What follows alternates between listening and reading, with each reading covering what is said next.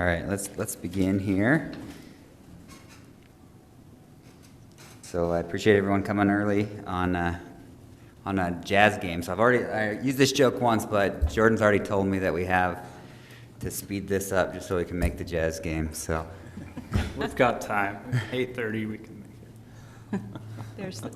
That's when the clock strikes 8:30. We're out. 8:30. That's tip off, but it's all right. So do we want to do opening ceremonies here too, or do we want to just follow the agenda and go ahead and dive right in with UAMP? So, Yeah, we can just dive right in, and then when we get to 7, we'll do the usual. Okay. So, yeah, if you don't mind, Bruce. Yes, I will introduce we have two people from UAMPS. Jackie Coombs, and she's the manager of member relations. And then Kelton Anderson is the director of Power Metrics. So I will let them do their presentation. UAMPS really appreciates the opportunity to come and go over the resources that Kaysville partners with UAMPS on, and then so I'll go over the resource mix. Kelton's going to go over and dissect the power bill and how that we your loads and forecasted loads and how you are meeting those, and then we'll wrap up with the UAMPS member conference that will be held in August. So I'm just going to go over a couple of slides on the background of UAMPS. So UAMPS was formed in 1980 under the Utah Interlocal Cooperative Act. We're an energy services interlocal that provides electric services on a nonprofit basis to its members. We're organized to develop, finance, operate both generation, transmission, and energy services. We're a project-based organization, and we currently have 16 projects that the projects provide services that are more economical and efficient by providing economies of scale. Each project operates independent from one another under the UAMPS umbrella, and there are no cross defaults from project to project. We're not an all requirements provider, so we have another joint action agency in the state of Utah, Utah Municipal Power Agency, that has Provo in. They're an all requirements provider, so they have to buy their power from that joint action agency. UAMPS is project based, so you do not have to buy your resource needs from UAMPS. Members determine whether to participate in a project, and they're not obligated to participate in any particular project. So we have 46 members. We span 6 states. So we do have a pretty large footprint. Here are all of UAMPS's projects, including our resource, transmission, and our services projects. And I'm going to go over the specific projects that Kaysville participates with UAMPS in. So Hunter is the first project that you participate in. Hunter was UAMPS's very first project when we were in 1980. It's coal-fired. It's in Emery County. We have an undivided ownership interest, which provides about 65 megawatts. Hunter 2 has been in operation since 1980. It's jointly owned with Pacific Corp and Deseret G&T. It's operated by Pacific Corp under an operation and management agreement among the co-owners. We're currently in litigation. Currently, litigation may drive the retirement date due to the economic impact of the EPA Federal Implementation Act to install catalytic reduction. And one of the questions that we got was when the projects anticipate to retire. So that will be in there. So we're uncertain on the shutdown of Hunter 2. And Kaysville's entitlement is 2.7044% of the 65 megawatts, which is in turn 1,696 kilowatts. The San Juan project you also participate in. It was acquired by UAMPS in 1984. It is also coal-fired. It's located near Farmington, New Mexico. We also have an undivided ownership interest in the San Juan project with providing approximately 35 megawatts. The unit's been in commercial operations since 1979. and UAMPS anticipates that we will end our participation agreement in 2022, and currently the owners are unwilling to extend past 2022. So Kaysville entitlement is 28.2857% of the project, and it's approximately 9,900 kilowatts. The IPP project is owned by Intermountain Power Agency. It's not a UAMPS project, and I'll explain how we interact with it. It's operated by the LADWP. It consists of two 900 megawatt coal-fired power plants, and they are currently planned to be converted to natural gas in the mid-2020s. 23 of the Utah members in Utah entered into power contracts with IPA for an aggregate amount of about 252 megawatts. Because the capacity in the IPP plant was so large, they could not take this energy to load. They entered into excess power sales contracts with 4 California entities. Currently, we lay 100% of that power off under those layoff agreements, and it goes to LADWP, Burbank, Glendale, and Pasadena. So how UAMPS interacts with them is we are named as the agent to handle the excess power sales contracts put and call. So every 6 months, Kaysville has the ability to call back that energy. If they need it for their portfolio, then they can put it back if they don't need it in the future. So that put and call changes under the new regime under the natural gas. Kaysville's project plant participation is 0.739% of the entire project. So the Colorado River Storage Project is referred to as the Salt Lake City Area Integrated Resources Project. It's owned by the United States of America and operated by BOR. The CRSP consists of hydro capacity energy from the Glen Canyon Dam, Flaming Gorge, and other small projects in Utah, Wyoming, Colorado, and New Mexico. Each of the members have entered into integrated resource electric service agreements with Western, so the agreement is actually not with UAMPS. UAMPS acts as a single purchasing agent and schedules the output on behalf of the members. Western is currently working on extending the contract 40 years. Kaysville's entitlement is different in the winter and the summer. It's interesting, majority of our members do have a larger winter season capacity due to the fact that when the project was commissioned, most of the members were winter peakers and not summer peakers due to we didn't have natural gas in a lot of our areas. The firm power supply project, you'll notice that most of UAMPS's projects, we try to make them umbrella projects so that we can put multiple things underneath them. The firm power project was established to provide the acquisition of firm power supplies from third parties. The agreements can accommodate multiple power supply transactions with flexible terms and sell for capacity and energy.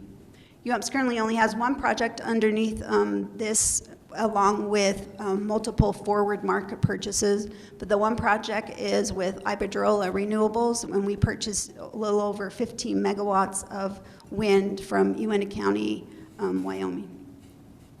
Oh, I didn't do Kaysville's participation is 2.5 kilowatts, or 2.5 megawatts.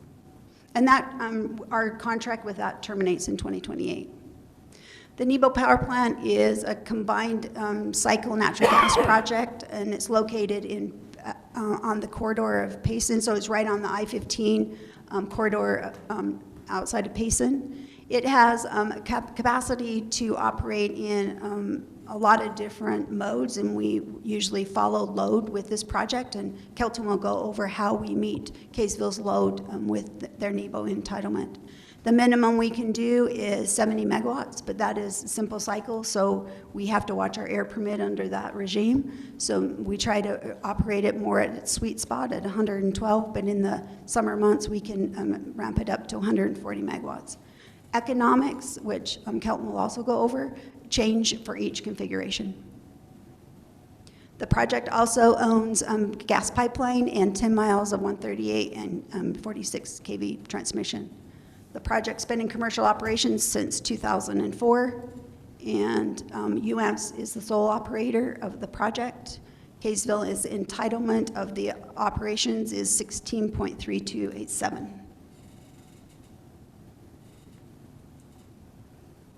The Horse Butte Wind Project consists of an output of 57.6 megawatts. We buy this under a PPA with Horse Butte Wind LLC. It's located outside of Idaho Falls. It's 32 Vestas turbines. The facility was commissioned in 2012. We can build it out, so we still have additional capacity. We can build out. Our permits and all of our interconnects go up to 99 megawatts. UAMPS purchases the facility and all the output and the environment attributes pursuant to a power purchase agreement with Horse Butte LLC. The reason we did that is Horse Butte LLC is taking advantage of the tax credits for this project. UAMPS the first window for us to purchase the project is in the first quarter of 2018. We're analyzing the economics to buy that project out. Kaysville's entitlement is 6,000 kilowatts. Heat recovery is UAMPS's newest project. It's a recovery project located in southwest Utah. The project uses waste heat from the Kern River compressor station to heat thermal oil that serves as the source for the energy converter. The project is considered carbon-free and renewable. The project was commissioned in June of 16, 4 months ahead of schedule. The project is operated by UAMPS, and Kaysville's entitlement is 841 kilowatts. That concludes the resources that you participate with UAMPS in, but you also, which your bill will include, is the Government and Public Affairs Project, which was formed to protect members' interest in monitoring and influencing, suggesting legislation for on a local basis, a state basis, and a federal basis. We also have the Member Services Project, which was undertaken to address community needs. We have a lot of services under this project. We own joint equipment. We own heat tracer guns, power factor equipment that the membership shares. They ship from member to member for economies of scale. We also pay dues under this project. A lot of our smaller members find it beneficial for them to pay the dues to UAMPS, which goes into their power costs versus paying them independent. The project also owns a 1,600 kilowatt mobile generator that's used as backup and emergency generation for certain members. And this project also has the ability to do bonding. So Washington and Hurricane wanted us to do the bonding and finance for their internal gas-fired generating units. The resource project you also participate in, and it is a project that continually analyzes new projects and the potential of generating options for long-term and stable supply of electricity, and we do this on a demand side and a supply side basis. The staff conducts the analysis and studies of the new power supply project. Then it's taken to our project management committee, and they determine whether or not to solicit to form a project. Each participant in the project has the ability to subscribe to all, some, or none of at least up to their project allocation amount. Then the participants have the first right to take any unsubscribed allocation before non-resource project participants. This is the way the VAO project went. The UAMPS staff analyzed it, then it goes to the project, and then people subscribe to it. The criteria for screening new projects include cost, operations, reliability, transmission access, and environmental impacts. And the criteria used, regardless of the energy source, renewable or conventional, are all evaluated compared to a natural gas alternative. The resource project also includes energy efficiency programs administered by UAMPS on behalf of the members. Conservation still remains our least cost option to stretch energy supplies and avoid new energy development. So the energy efficiency programs that include the home energy savings, which is our appliance rebates, our cool cash, which includes evaporating cooling, central air, ductless heat pumps, and gas furnaces. See you later refrigerator, and commercial lighting. So how we do it is that the members may select if they participate, and then customers, so your retail customers would go online to www.uamps.com and determine whether Kaysville participates. Then they complete an application. The application comes to UAMPS. UAMPS verifies that they are a customer of Kaysville and they've met all the parameters in the application, and then UAMPS pays the incentive on Kaysville's behalf. The application looks like this, and then the checks that go out, this is Weber Basins, but it also identifies the utility as Kaysville City as well as the envelope, so they'll know that the rebate is being sent by Kaysville. The pool project. This is going to be a lot of the discussion in the Power Bill overview. So what UAMPS does is we act as the agent for all of the members to schedule, market, will, and we provide ancillary services. The members are not required to purchase their power needs from UAMPS, as we indicated. They can buy it from a third party. And if they do, they can consign the resource to UAMPS, and then UAMPS will add it in inclusion in the UAMPS pool so that we can match your load. If power supplied by the pool is priced according to whether their purchases and sales at all-in costs, planned or unplanned. And Kaysville does participate in the all-in cost pool, and then it floats into the unplanned pool, which has different pricing mechanisms, and Kelton's going to review that. Resources are allocated to each member by their priority list to members' loads, and Kaysville receives every single hour their entitlement of the projects and then in turn those energy costs, including transmission and scheduling, are added to the bill.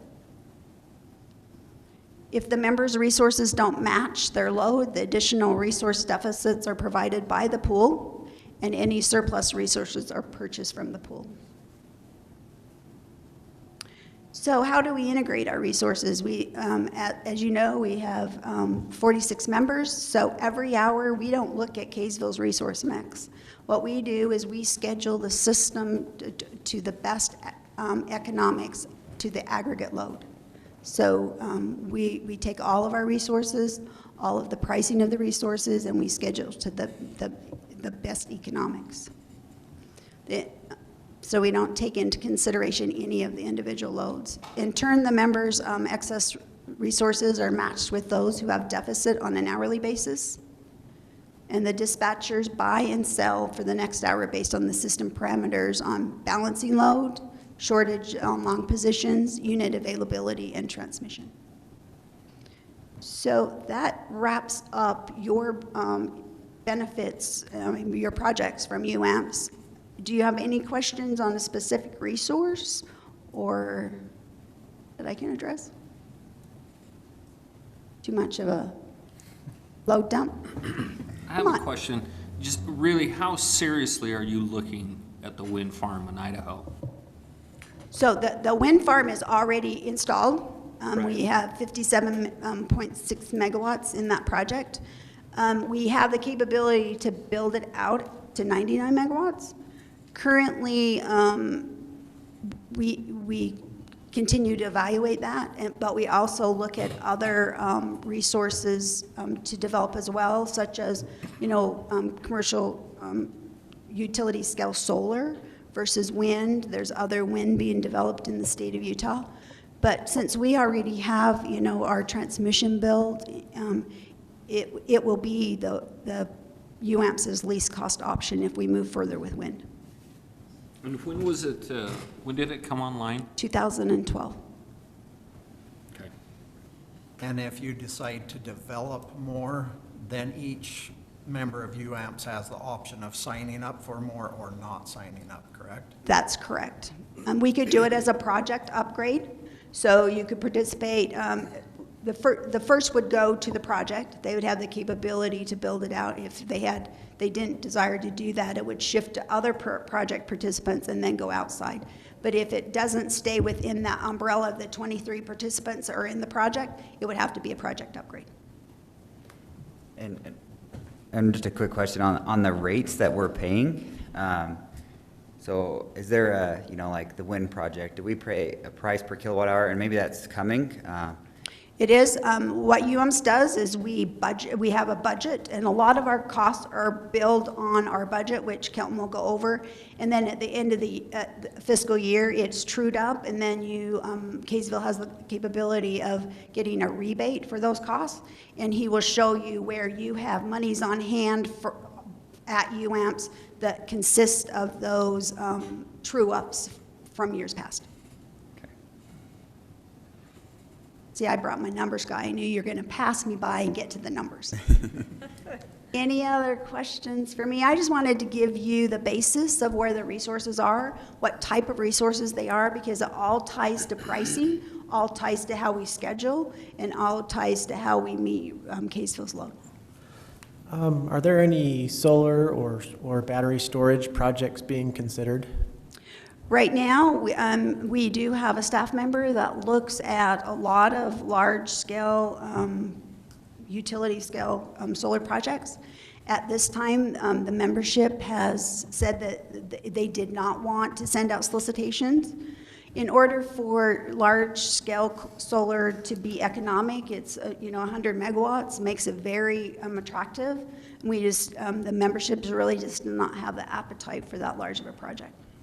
Several of our members have looked at community solar, so they've installed community solar. St. George has it, as well as Logan, and that is an option. But majority of the members are still, trying to enhance their rooftop solar and allow customer choice in that vein on, meeting their solar.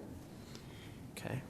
And just a quick question, refresh my memory, is UAMPS held to a diversity of the portfolio? So for example, so many megawatts in UAMPS portfolio needs to come from a renewable source, or is that Kaysville specifically, or just refresh my memory on that? Well, there's no state RPS, Renewable Integrated Resource Plan, so we don't have to meet a standard. It's a recommendation that by 2025 we reduce down to 2005's carbon, but there's no mandate in the state of Utah.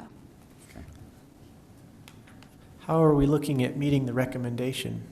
We do meet the recommendation now. I mean, we put on the Vail Heat Recovery Project that is carbon-free. We're looking at installing a small modular reactor in Idaho, which is carbon-free. All of our hydro is classified as carbon-free, which we can count against that. So, I mean, we do meet our portfolio of renewables, of non-carbon. I get, traditional, but it is non-carbon. Okay. Any other questions for me?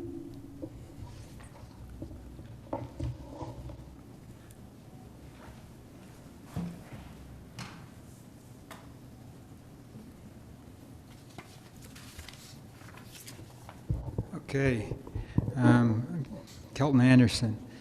I'll go over some history, some of the resources, a little more detail, especially on March's bill, which we've given you some graphs to go along with that.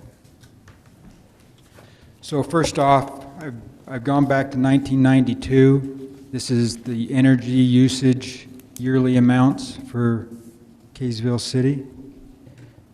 So back in 1992, there were a little less than 60,000 megawatt hours for the year. This last year, you're close to 150. So it's been a continual growth. Back in here, these were 8-9% growth. A little less, I think 4% the last couple of years. Similar, this is the peak amount, yearly peak by year, and you can see that's grown at a greater rate. So we were about 10%, 10 megawatts in 1991, up to over 45. So that's quadrupled over this time period. Here's a comparison by a few different years back in 1992, and this is yearly, so January through December by month. So you can see in 1992, summer was a little bit higher than some of the other months, but fairly even throughout the year.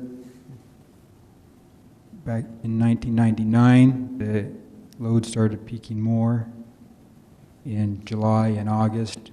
Each year this is going up, and you can see this last year, 2016, the energy's gone up, but especially in summer. So that's largely due to air conditioning load. And so we see a big need coming in July and not so much in the summer. It makes it more difficult to plan resources. In 1997, here was your resource mix. Had a large amount of Hunter, San Juan, and IPP, so there's 51%, half your load was from coal. This was a purchase contract from Idaho Power. These are just short-term, call them pool purchases, CRISP, the hydro, and then some sold resources. So if we look at this last year, the coal is now down to 30%, large amount of energy coming from the Nebo gas plant, new resources, VAO, heat recovery, wind, horse speed is also wind, and steel pool and some cells, CRISP. So needs have changed. Here is by year. This is starting to get a little bit busy, but each color is the different resources. So as you can see here, this goldish is where Nebo has continued to play a larger role. Some of the coal is really the amount has stayed pretty constant, but of course with the load increasing, your percentages gone down, and some of these other resources picking up the new load.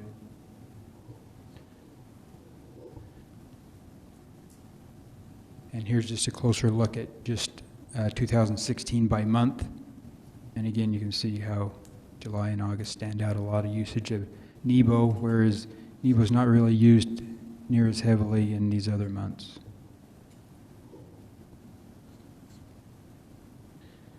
Anywhere along here, if you have some questions, feel free to stop me. So here's similar to that last one, although this is the forecast. So this is the upcoming year, and our fiscal year starts in April, so that's what this is doing.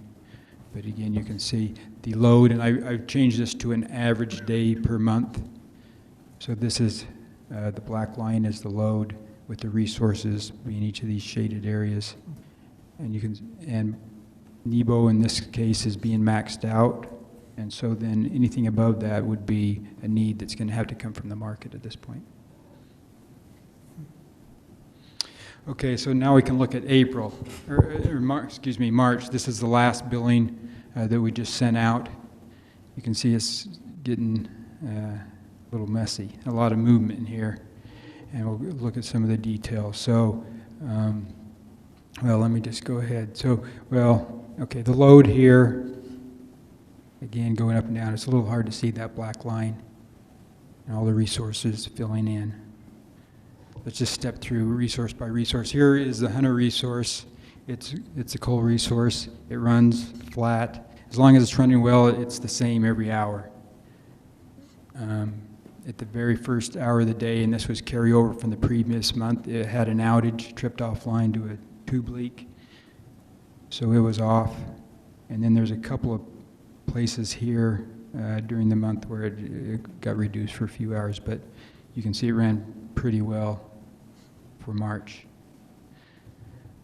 San Juan is similar. It's a coal resource. It gets restricted. It had a little more restrictions than Hunter did. I've kept this on the same scale as the original one just so you can kind of get a feel for the size of each of these. Here is the VAO heat recovery. It will run steady as long as Kern River is utilizing all 3 of their compressors to pump natural gas. But you can kind of tell if you look close here, there was higher. They had turned off one, so it was not running quite as high for a lot of the month. And then we had a planned outage for 3 days in a row at the end of the month to do some maintenance on that unit. Our hydro resource, call it CRISP, Colorado River Storage Project, as Jackie mentioned. There's a minimum amounts you have to take, and we have maximum limits, and there's a set amount of energy we have each month. So we can shape that. It helps. We can use it to peak as the loads increase during the day. And so you can kind of see how we've done that throughout the month. Here is Horse Butte, which is our wind project. We get whatever the wind is blowing, so it changes a lot. And as you can see, especially here in the beginning of the month, we were getting pretty close, I think, if not the maximum amount. And then it could be just a few hours later, it drops down to nothing and it's going up and down. So that makes it difficult to schedule, but we get the energy, whatever's produced out of that. And just a question on this resource. Is there fees for this intermittence that's kicked back to us, to UAMPS? Well, we have imbalance as far as the whole system. So we're planning the whole system together, but for every hour when we're off, then we're paying market prices to Rocky Mountain Power. Okay, thank you. So there's not necessarily a fee, but there is imbalance, and depending on the price, how much of a penalty that may be. Okay, thank you. And here's the other wind resource from Pleasant Valley, and basically the same idea as Horse Butte. Whatever wind output we get, we each have that, and Kaysville gets their percentage share every hour. Do you know if those resources are, as they're spiking, is that on at night or on at day and off, you know, what? It's all over. Is there a pattern at all? Well, it tends a little bit. They're actually a little bit more at night than during the day. If you look at a history, but it could be up and down at any time, really. Okay, here is the Nebo resource. So this is our natural gas plant, and in a month like March, there's not a lot of need, and you can see that this line I put up here, that's Kaysville's capacity. So you can see we're not utilizing that full capacity at this time. We definitely do when we get to summer. And that can be shaped how Kaysville wants it. I actually do that. I do that for most of the members. You have the option, and a few members schedule it on their own if you wanted to, but we schedule that based on what we see coming up to try to match the load best we can. So these spikes here, that's because you're purposely throttling it back? Yes. Not because the plant's shutting down? Right. Well, we do shut it, and actually during March we didn't run very much. So this also has the option, even if we're not running, we call it fuel replacement. So we just schedule the energy and we buy market on behalf. But typically we do not run Nebo at night. We'll turn it on most time every day. We'll run it and turn it off at night. So of all the plants so far, that's the one you choose to throttle? That's the one we really have the most option with. Okay. Yeah. Yep. And then on top of, once we get all the other resources, this is what we call the pooling. So you're either buying or selling. So you can make out the colors of this red as when we had more resources than load. So you were selling back to UAMPS's pool. Would either go to other members or possibly sold off system. And when you're short, then you're buying from the pool, again, either from other members or off system, depending on what UAMPS is doing. Kaysville, along with some of the members, are in the, call it the all-in pool. So the members that are in that will initially, whatever's available within that group, buy and sell at all-in cost rather than market prices. And so that fills in this lower amount, and then if it's no longer available, then it's just done at the unplanned pool, we call it, which is market prices. And just a quick clarification for me. When we say that we have 3 megawatts or 1.5 megawatts, is that, I mean, that's confusing versus megawatt hour. So does that mean we have 3.5 megawatts for the whole year? That would be every hour. For the whole So year, if it- 87, 60?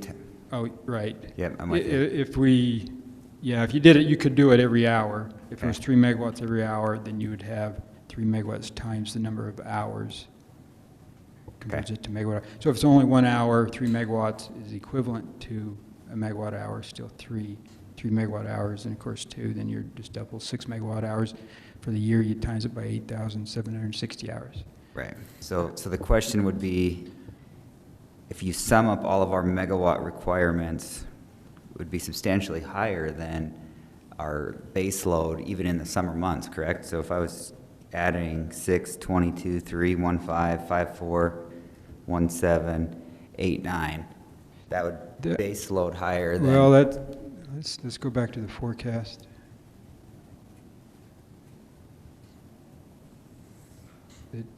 I think if you sum all those up, it should be about 30 megawatts. So 30 megawatts, so just make sure I have that correct here. And actually, it's going to be a little higher than that because this Horse Butte is shown as an average day. So but it's not enough to, it's not up to 40 or 40. Your actual peak is, 45. This is average is just under 40. So on that slide where we're the white up above, where we're short, are we buying that from the pool, or are we out on the market buying that? Well, that's sort of the same thing. The pool is, it could come from other members. Usually in the middle of the summer, it's not, and we're out on the market buying from other companies. If another member had energy at that time, they sell to the pool. That gets blended if there's any other purchases we're making, and then the buyers from the pool are buying that. How expensive is electricity on the open market in mid-July? Well, the last few years, it's been reasonable, not high. It's $40s, $50 per megawatt hours, so that's 4, 5, 6 cents. So right now, to not buy anything and just buy the market is really the best option. Those are, Now if scare you- them and tell them what we've paid for. yeah, if you remember, if we hate to think back to around 2000 when the At the crisis hit, we economic were in hundreds of dollars per megawatt hour.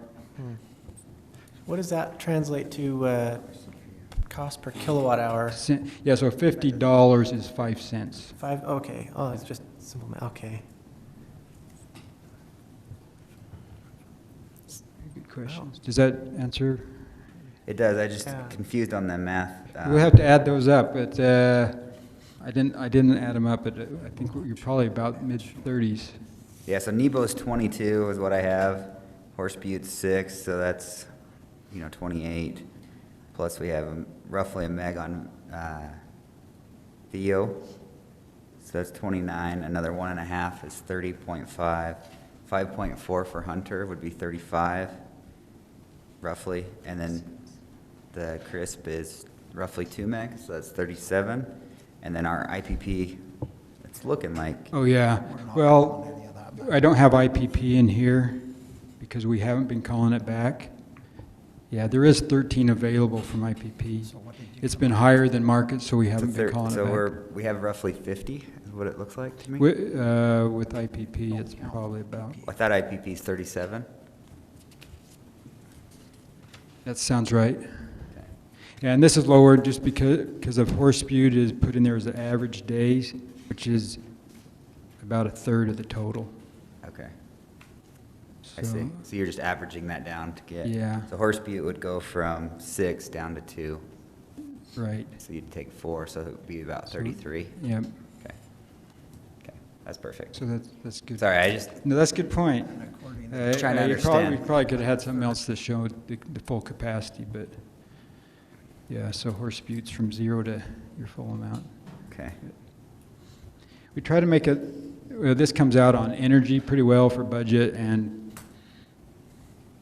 I've at times tried to put in the hourly, and then it looks messy like the other, so it's not, depending on what you're doing, it's not so conducive.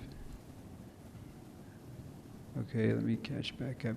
Okay, so now I pulled out one day just so it's Can you go easier back to see. one slide? The red, that's unplanned pool sales, what does unplanned mean? So on every hour, well, if we go to this next one, it'll actually Oh, okay. explain it. I'll explain that as I go through here. So I picked a day and I tried to pick one that sort of had everything going on. So here's the load. This is just March 19th. Here's the resources. Hunter was going full amount. San Juan, Vail. Chris was shaped a little bit. Then the wind, and both these winds are kind of doing the same thing. So during the night, this was blowing a lot. So as you can see, these amounts are above your load. So anything above your load would be sold. And so that was sold to the unplanned pool. As I mentioned, there's the two pools. If anyone else had a need, at that time, first would be sold at the all-in pool, which would be at your full all-in cost by resource. And then anything that that group didn't need would be sold at the market price. So that's what's happened on that other one. So let me just point out while we're looking at this, the time of the day when solar is producing in March, we are already surplus, correct? Yes, and then here's the other, well, Nebo it's hard to differentiate. So here's Nebo's schedule, and you really have another 15 megawatts of Nebo or more that's not being utilized that could cover additional load, so. So we're already dumping Nebo, which is our most expensive resource. Well, yeah, and we'll get a little bit closer on that. Yeah. You pay the fixed cost and then variable. So you're not using it, you're not paying the variable, but it does make it look very expensive on a month when you're not using it. And so if you had more of another resource, solar or anything else, it's going to. But you're saying we are more surplus than this chart is showing. Right. If we had to schedule all the Nebo, it'd be to the top of that chart, and you'd be selling much more. Yeah, we have 22 megawatts of Nebo. So as we looked at that forecast, you only really have need above your resources in a couple of months, July, August, into September, maybe June. The rest of the year, you have plenty of resources. My solar didn't do that well that day either. And It's pretty cloudy. what was the rate, though, that we sold back at? I would have to look on an hourly rate because it changes every hour. Right. In the middle of the night, that's going to be low. It's maybe $20, could be below. When we get to the bill, it'll show at least the average for the day. Okay. But it could change. It changes every hour. Okay. Yeah.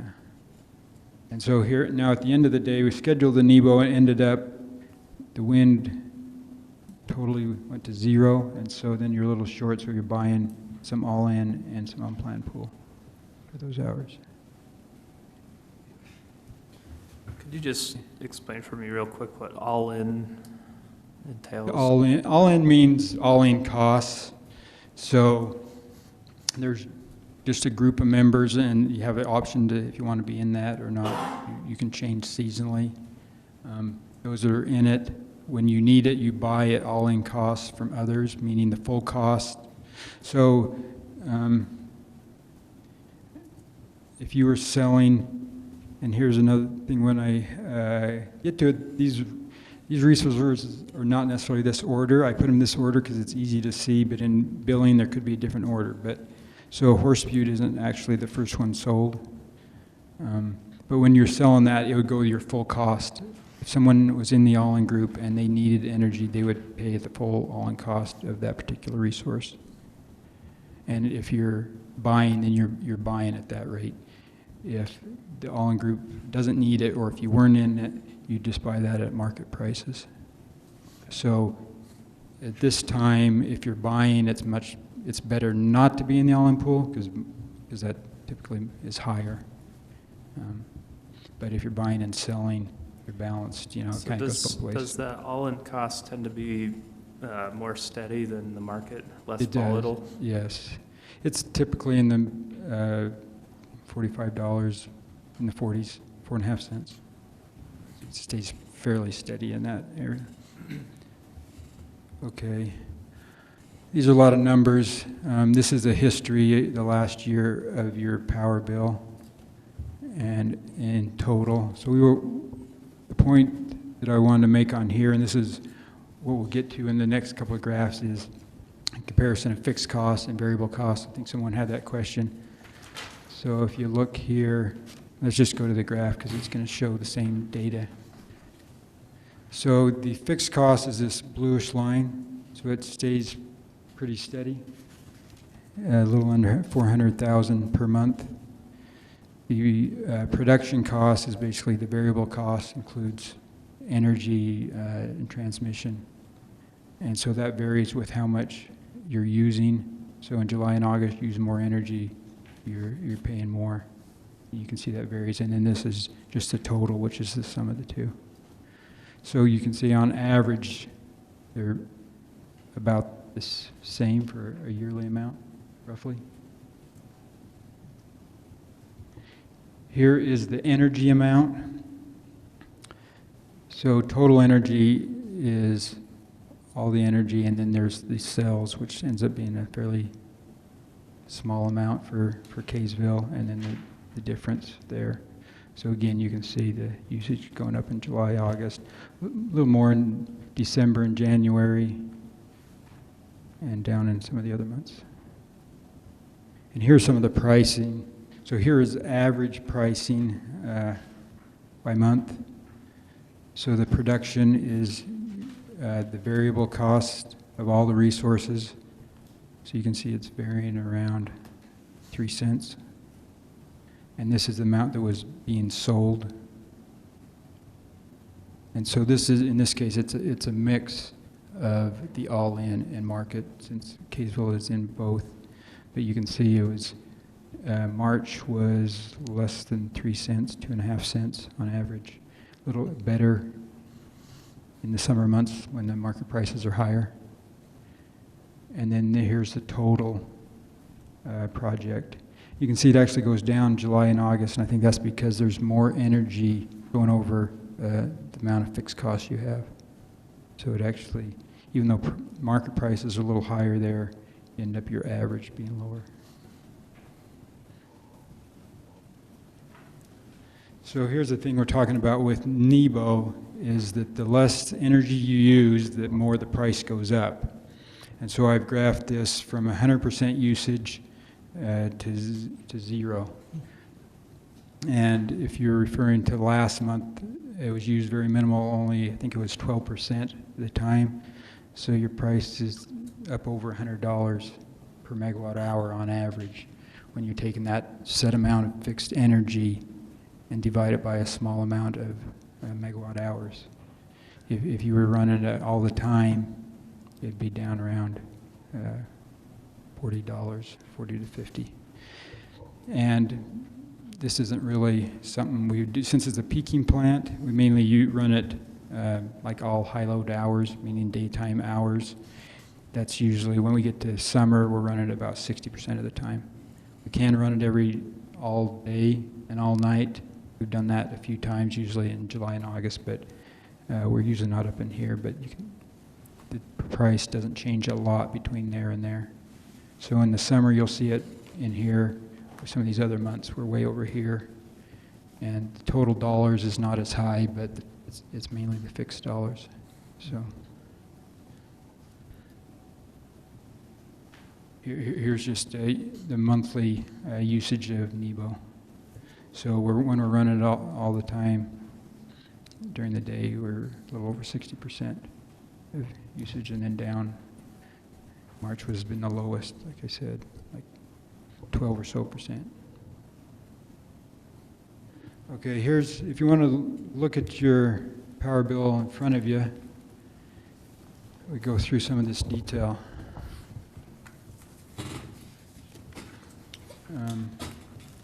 So we send this out every month.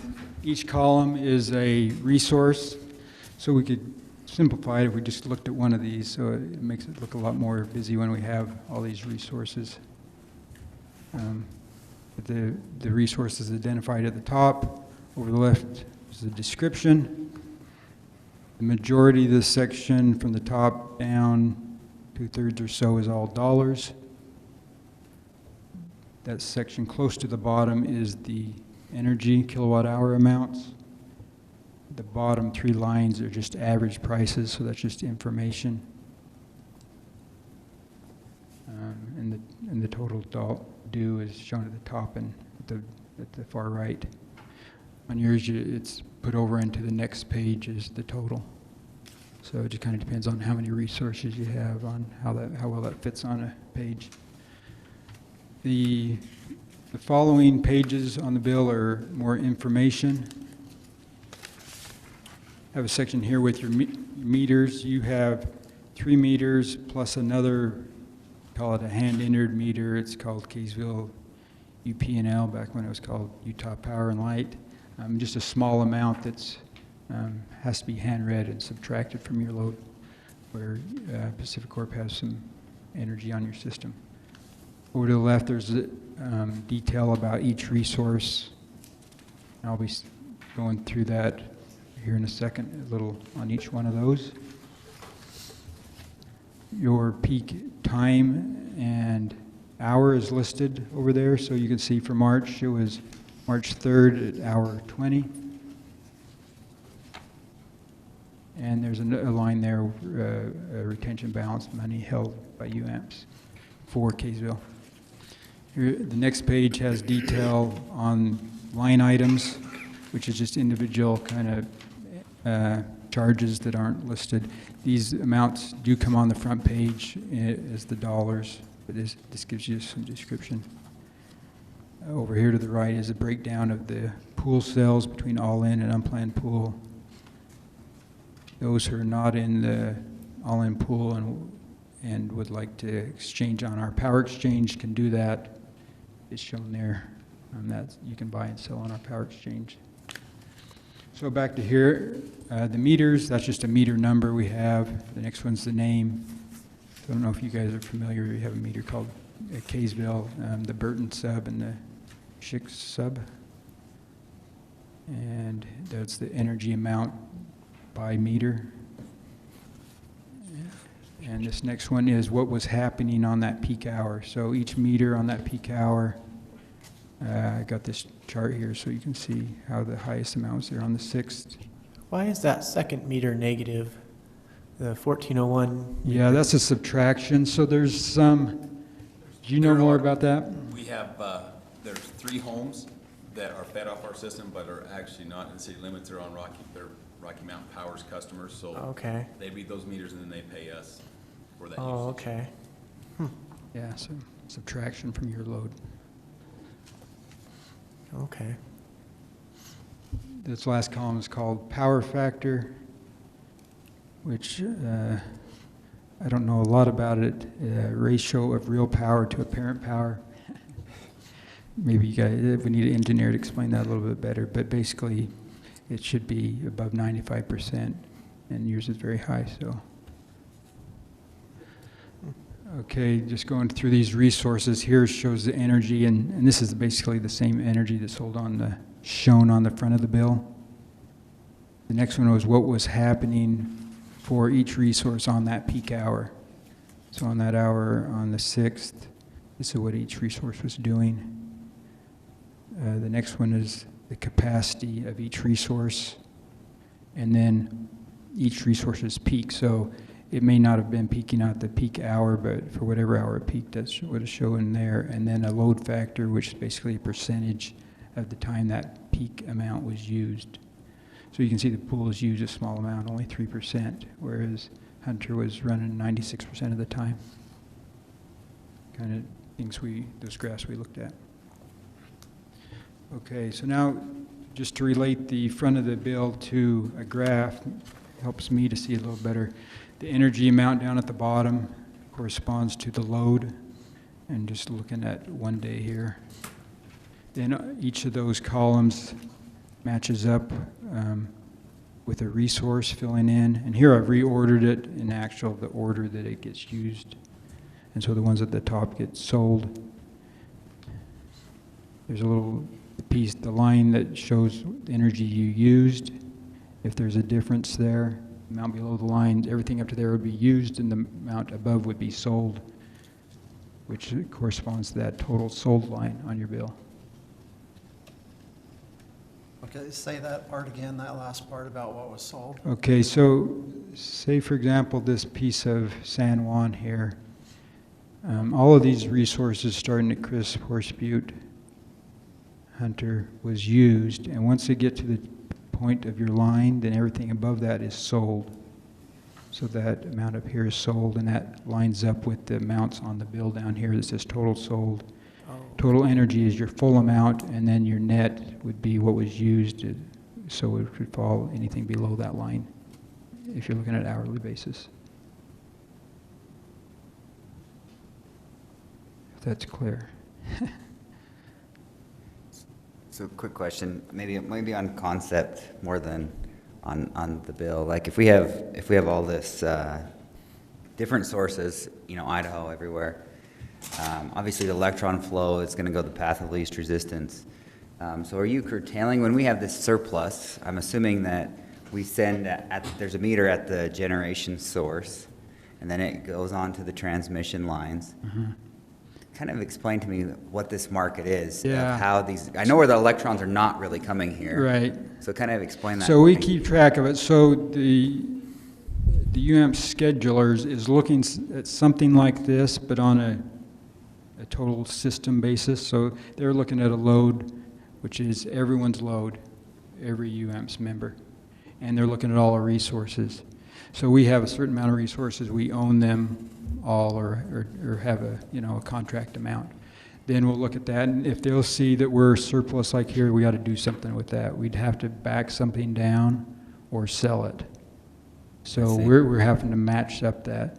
And then, of course, if we're short, then we're either selling or buying to match that. And so we're trying to get as close as we can, and obviously you don't know what the load is exactly until after the hour is over. So that's where that imbalance comes in. So there's a charge in, and Pacific Corp handles that, so we pay them for any differences. I see, and so explain to me like the market, like who, in this hour, obviously you're forecasting your loads and what's happening. But explain it to me as far as, here we are, we have an extra surplus. What happened? Explain that to me, how it happens to, how do we decide to sell, and how do you find buyers, and just maybe that's more. Yeah. Well, in your case, the pool would buy this, but as a UAMP system, they're going to call up, we've got a number of people we can sell to. Morgan Stanley, they're a banker, but they also do a lot of power, so we can sell to them.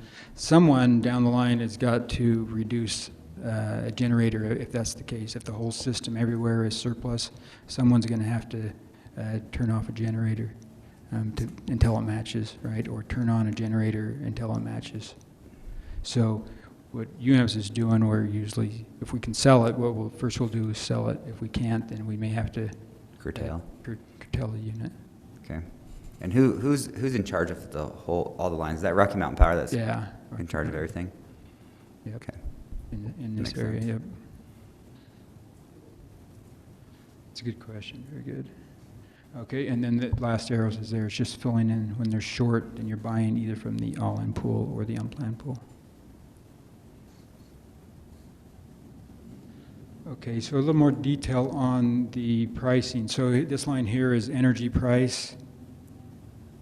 For most of these resources, it's sold at whatever energy comes that hour at a budget rate. So in this example, Hunter's budget rate is $21.75 multiplied by this amount. There's also a system loss. This energy is shown at the Kaysville City meters. When we schedule it, there's a 4.45% losses on top of that. So we schedule 4% higher than this. So this rate is based on the scheduled amount. So looking at your meter, it's that times the losses times the rate is what you get. So then that would, at the end of the year, if that may not come out, there'll be a true up. There are some, as I mentioned, these pool, that's basically an hourly rate. So instead of, it's not a fixed number, it could change every hour depending on the market. Nebo is based on the daily price, which is converted from the gas we had to pay.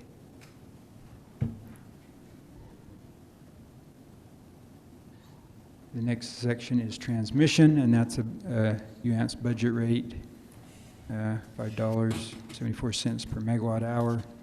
That applies to basically all the resources. CRISP is delivered, so there's no transmission charge for CRISP. This is scheduling and operating reserves. This is 2 items. We've just combined it on this line. There's a budget rate for each of those per megawatt hour. So on those where there's a budget rate, the more energy that comes, you just pay whatever energy there is.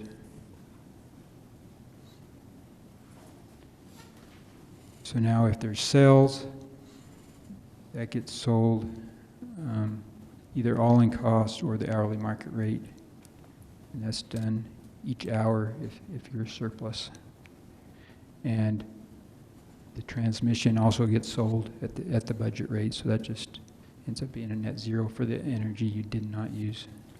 And are the losses calculated by length? Is that how, to the There's location? It's an average rate. So rather than each resource have a different one, we have a network contract with Rocky Mountain. So everything gets that same rate, other than CRISP actually has its own rate. It's actually Western Area Power has a contract with Rocky Mountain to deliver that. So it's actually at 6%. But it does help simplify it at least to have those all the same rate. So some are shorter, some are longer, depending on which city and where it is, but it's just all one contract, all one rate. Perfect. And these numbers at the bottom are just an average to kind of show what the standing is. So total production is just the production amount, which is variable, meaning energy and transmission and scheduling, divided by the total amount of energy. The total project is the total cost divided by the amount of energy used. And that's where you see a lot of the variability. Nebo looks, when it's not used very much energy, it looks like a high price. It is a high average, although the total dollars is not any higher. And it shows on there the production sales, so that includes sales and transmission by the amount of energy sold. So there's where you can see it, at least an average.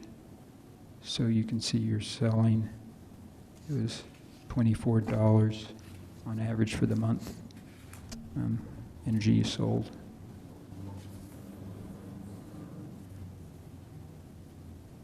A few other items on here. Here's just a margin line. In this case, IPP, we get a little bit of credit for energy that California pays us to administer that contract. And the line items which I mentioned that are on the second page, they're shown in here in total by resource. So the dollar amounts all end up being on the front page.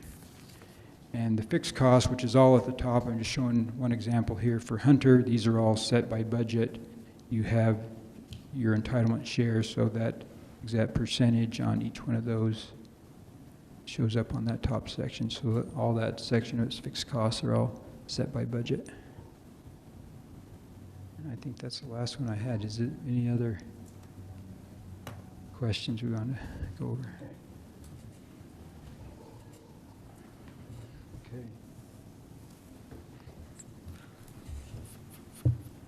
I've got maybe one more question for Jackie. Okay, I'm just going to change this presentation. Okay.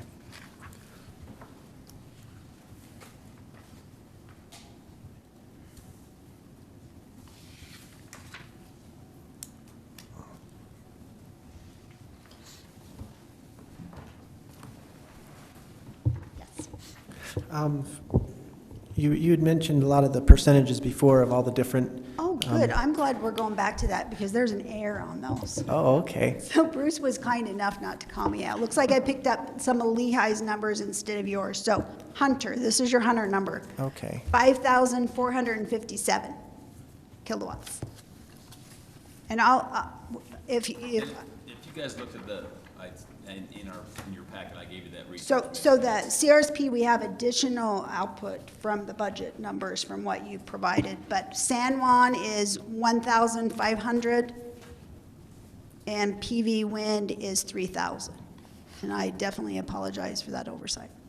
I'd be happy to do a table with all your projects, your entitlement, and your output on next. I kind of did an overview, kind of. Thank you. Okay. I'm curious how UAMPS currently stands as far as renewable energy versus non-renewable energy percentages. I'm sorry, I can jump in here because we do it on our own. We're each project that each city. Oh, each city chooses their We're own? Yeah, I Oh, can okay. show you a chart where we are, depending on the month, on the wind production and everything else. We're in the 20 to 23-4% range right now. 20 to 23, Change it every 24? month. I can show Okay. you month by month if you'd like. Okay. Great, thanks. Yep. UAMPS's platform, that's one reason why I went over the governance structure, is we provide member autonomy. Members have the ability to pick and choose the projects they participate in, so they can really be the driver of their own destiny. And, we try to provide you the flexibility in going and securing your own resources and bringing it to UAMPS to, add to your resource mix. And so we have to schedule it so we can follow your load. But, member autonomy is definitely one of the highlights of our membership. Question on the timing of the projects. When we decide to participate in these projects, is there a finite life to that, or when does that participation, is there a sunset, or? A majority of, after you make a decision to participate in a project, such as the Hunter project, that you enter into a take-or-pay power sales contract for the duration of the life of the project or until the bonds are paid off. Now, there are terms and conditions in the contracts that you can exit out of it if you find another purchaser. So we can, in the past, we've transferred entitlement from one member to the other, but you'd have to exit the projects pursuant to the contractual terms of them. Gotcha. Do we have an idea of like the average life? I'm just thinking like long-term when you're That's on planning. there, too. It's on there? That's Okay, on there, thank too, you, when the Bruce. Contracts were paid. And Oh, gotcha, bonds were okay. paid I think I off. do remember seeing that now. Thank you. And on the bonds, is that specifically Kaysville City raised bonds to pay for the project? Or how's UAMPS that? bonds for the project. So what UAMPS owns all of the projects. So if you participate in the Hunter project, UAMPS is the one, or the Payson project, UAMPS owns the asset, and we sell 100% of the output through take-or-pay power sales contracts to the members who participate in the project. So that's how it works. I see. Any other questions? Kellen and I would both be happy to come back up and, and dissect any portion of what we talked about today in more specific, maybe smaller chunks. But, we wanted to provide a huge overview. I know you had a lot of questions on the power bill, which, I'm sure you have a lot more questions on our power bill. So. But Bruce has a copy of the presentation so that you'd be able to go through each one of the steps and you'll be able to spend more time on it. Are you ready for member conference? So the member conference is held annually, and it's designed to bring together mayors, city council, power boards, all of our governance of our membership. We discuss challenges and changes in the industry. This year is hosted by Truckee Donner Public Utilities District, and it will be held at the Village at Squaw Valley in Olympic Valley, California on August 13th through the 16th. The conference topics, I'm actually just working on speakers for that. It's how technology is revolutionizing our customers, distributed generation and works and how we should keep it on a local level. Microgrid solutions, the future of energy storage, as John, you're very interested in. We have extended invitations to SCAPA, which is doing an ICE energy project, to Magnum, which is doing the compressed air in the salt domes out at IPP, Sonomish, that's doing a large-scale battery project, and we are trying to look for one that could address fuel cells. So I just reached out to our national association to see what public utility is actually implementing fuel cells. So we do try to educate the members on all of the moving parts of the industry, and definitely cybersecurity. We've extended an invitation to Idaho National Laboratory. So the outline of the project, of the schedule, we start on Sunday with an opening reception. Monday is pre-conference for just half of a day. We're looking at doing mutual aid and what surrounds all of the mutual aid needs of our municipalities. Then in the afternoon, we do local excursions, and then we have a dinner banquet. On Tuesday, we have conference all day for the attendees and a dinner banquet in the evening. And Wednesday, we wrap up with our project meetings and our board of directors meeting. The conference is family friendly. This is something that Mayor Hyde didn't know until last year. Family members are invited to join the conference attendees for all conference meals and activities. And we hold a companion and children's activities during Tuesday while the attendees are in conference.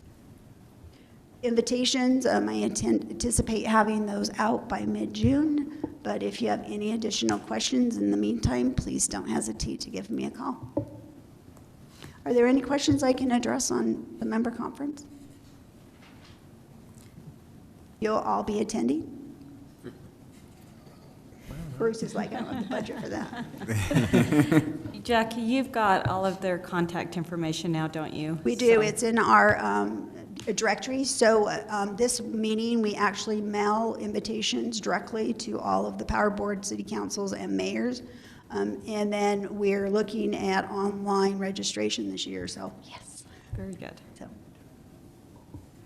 Great. Well, we appreciate it and appreciate you guys coming out. It's definitely very informative, and I'm sure that we will have questions. Should we filter the questions through you, Bruce? Definitely filter them to Bruce. We'll answer back to Bruce, and he can circulate it back to you. Okay. Well, we appreciate you coming out. Thank you so much. Thank you.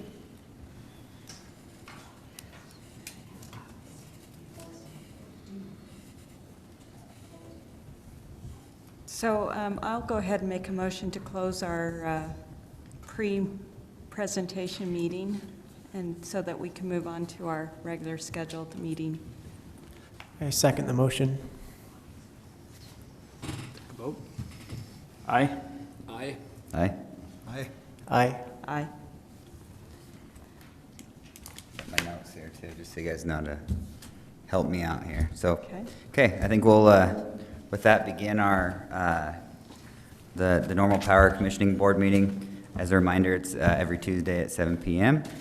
So with that, again, just like to open up for our opening ceremonies and ask somebody to do the opening prayer. Could do that. Okay. Thank you, Jordan. Our dear Heavenly Father, we're grateful to gather together this evening and be able to discuss these important issues concerning the power of Kaysville City, and we pray that that would help us to understand these more thoroughly and be able to make wise decisions that would be a benefit to the citizens of Kaysville. And we say these things in the name of thy Son, Jesus Christ. Amen. Amen. Okay. Thank you, Jordan. Sure. So the first topic on the agenda is billing software. And so I know that this has been, we're looking at, this long, in-depth billing of how we receive it, and I think that's something that came up with, how do we currently give that to our customers. So I know there was, just right now, just some discussions on the billing software. I don't know if we have a presentation prepared or the software. I know that was kind of one of the things we were going to talk about, but I know that there's concern about what we're doing. So I know that's there. I'm not positive if we have the opportunity to see the software, if we just want to reschedule that piece. But I know, John, you'd mentioned there were some concerns on that as well.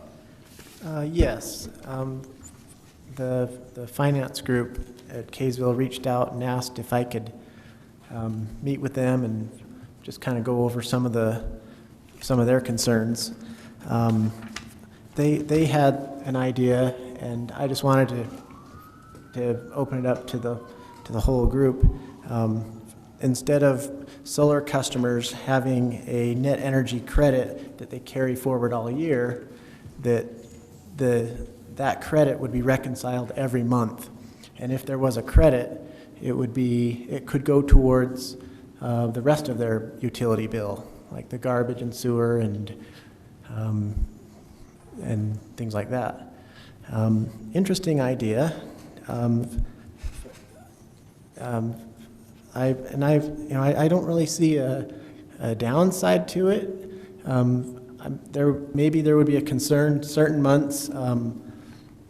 A customer might have more energy. Maybe, if their utility bill was only, if the residual utility bill was like $70, but they made more than that in electricity that month, there might be still have a credit, but that's probably a rare situation. But as a solar customer myself, I'm not opposed to the idea, but I just wanted to open it up and discuss things maybe we're missing here, if that would cause more problems. What do you guys think? So let me just make sure I understand. So you're saying that the recommendation is to do a true up every month on the net? Yes. Let us clarify a little bit. Hi there, my name is Dean Story, and I'm the finance director for the city. Let me back up a little bit of where we started. We saw on the agenda an item on billing software, and of course, finance people kind of said, "What's that all about? What are you talking about?" So, I talked to Susan Lee last week, and she gave me some information about different things you were looking at, and so. We reached out to John yesterday, or when was that, John? Yes, it was yesterday. Yesterday. Because we know not only is John a member of the Power Commission, but he's a solar customer. So we thought we could at least reach out to John and get some information on what the Power Commission is really looking for. So I guess bottom line is we're not exactly sure what your questions are. In regards to what our billing software can do or can't do. And so that's what we'd like to gather that information. And then as we were discussing that, we brought up some of the issues with net metering with solar customers. So in our view, that was really kind of a side issue. So our primary focus is to answer any questions you might have in regards to our billing software and how we do billing. And I just to clarify, when I talked with Dean, the concern was that there was hand calculations that were happening, and so we just thought that sounded a little archaic and wanted to see if there was some improvements that could be done, and so that was the clarification that we were looking for. And so I think you can answer some of those questions. Okay. Yeah, the hand calculations are strictly limited to solar customers, net meter customers. And the issue becomes on the carryover of the credit. It's pretty easy if you can, in a billing cycle, take two readings and then net those together and arrive at a cost. But if you're looking back several periods, it becomes a little more difficult. For example, if your reading is 600, it goes to 500, and then it goes to 550. The way the software looks at it is there's a usage of 50. when it really needs to wait until it goes above 600 before it starts determining that bill. So that's the piece that we do have to calculate. The net metering process works when we net the input and output, but it's the carryover issue that creates some concern for us. We think there's a solution right away. The software we use is Kaysville software, and they're a provider for many cities in Utah and throughout the United States. We had a discussion with them last week and walked through different examples. For example, in Spanish Fork and Payson, they have 2 meters. They have a production meter and a consumption meter on the same home, and then you can set rates for different meters and then net those together and arrive at a cost. And that's pretty straightforward. We looked at our meters, and with some adjustments, we can look at it as energy delivered and energy received, and then net those and arrive at the same answer. But our thinking is we'd like to do it in a billing cycle rather than a carryover from month to month. I think that's the approach we'd like to take. And we think we could do that fairly quickly.